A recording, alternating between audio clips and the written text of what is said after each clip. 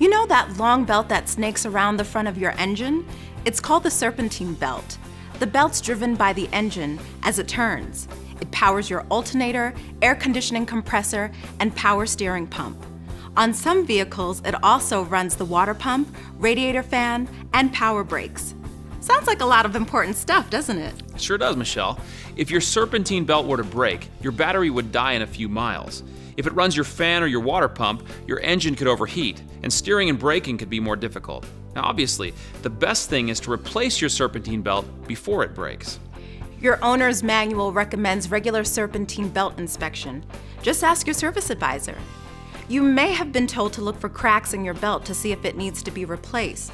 Of course, cracks are still a concern, but modern belt material doesn't crack as often as old belts did. In fact, worn belts often have no visible signs of wear at all. What we look for these days is wear in the grooves where the belt rides over the pulleys. Your technician has a special little tool that measures the depth of the grooves in the belt to see if it needs replacing. A worn belt can slip or be misaligned, putting undue stress on the accessories it runs.